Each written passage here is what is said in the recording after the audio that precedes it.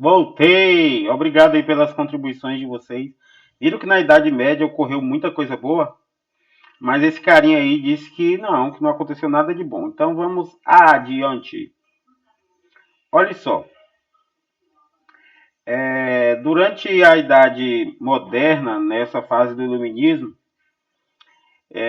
eles tinham algumas coisas que eles eram contra. Por exemplo, durante a Idade Média só era permitido os textos sagrados, então tudo girava em torno da igreja. E quando nós falamos aqui de textos sagrados, gente, não é só a Bíblia, não, viu? Porque a Igreja Católica nessa época, e eu quero fazer uma ressalva aqui, de que nós estamos falando de século XVIII, bem antes do século XVIII, século V a XV, quando foi a Idade Média, em que a Igreja Católica foi dirigida por pessoas que não eram realmente cristãos, não eram pessoas de boa índole, eram pessoas que só estavam interessadas nas terras, nas propriedades que a Igreja Católica tinha. Então, eram textos que eles consideravam sagrados e que não poderia ser utilizado outro texto que não fosse sagrado, por exemplo, um texto científico. Na Idade Moderna, com o Iluminismo, houve essa valorização da ciência.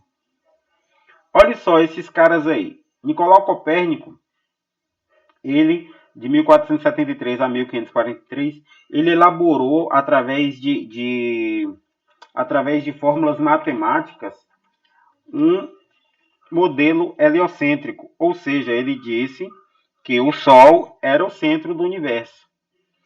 E lembra que até então a igreja defendia que a Terra era o centro do universo. Então, ele elaborou esse modelo. Galileu Galilei, 1564 a 1642, inventou o telescópio, o primeiro telescópio. Com a invenção desse telescópio, ele pôde comprovar que a Terra não era o centro do universo. Mas aí a Igreja Católica foi lá, chamou Galileu Galilei, olha eu, e obrigou ele a refutar essa ideia, a dizer que ele não tinha feito. Galileu Galilei, claro, que com medo de morrer e ir para a forca, ser esquartejado, ser jogado em qualquer outro lugar para morrer, ele disse que ele negou que a Terra, que o Sol fosse o centro do universo. Mas ele foi condenado a ficar em casa aí pelo resto da vida num isolamento social, numa prisão domiciliar. Johannes Kepler, ele também disse que o universo era regido por leis matemáticas. E René Descartes, ele elaborou essa frase aí que ele disse o seguinte: penso, logo existo, ou seja, trazendo essa questão do pensamento, de trazer luz para o pensamento humano. Então, só se existia se você pensasse. Não é a igreja que manda no meu pensamento, não é ninguém que manda no meu pensamento. Eu mesmo penso e por isso eu existo. Beleza?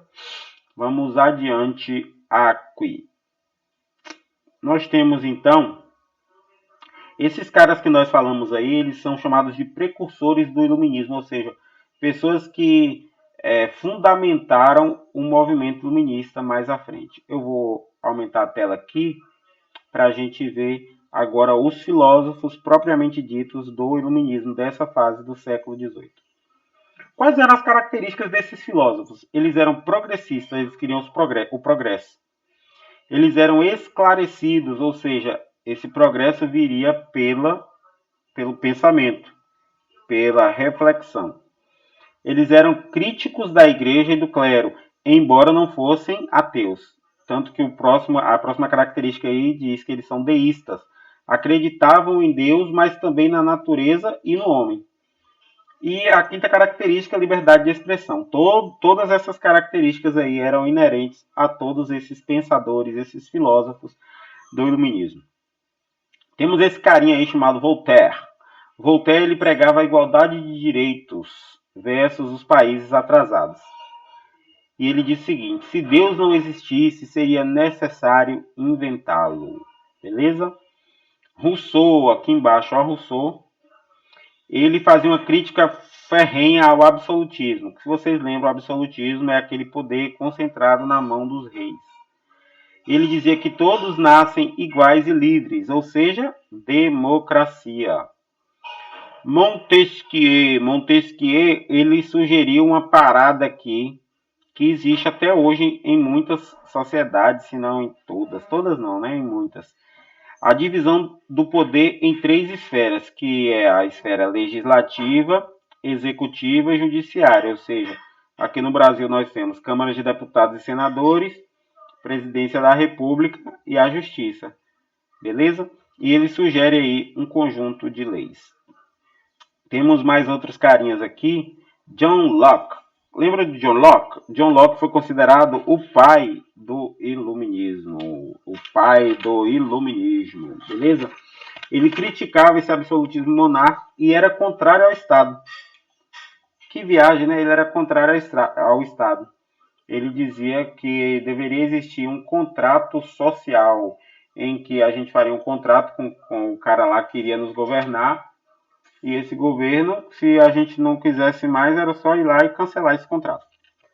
Francis Bacon, ele falou sobre o método científico, a pesquisa experimental, tudo deveria ser feito numa pesquisa científica, e é o avanço da ciência. E Descartes inaugurou o pensamento racional na Idade Moderna. Muito prosa ruim por aqui. Vou dar uma pausinha, vocês completem aí o mapa mental de vocês e vai me enviando aí, ok?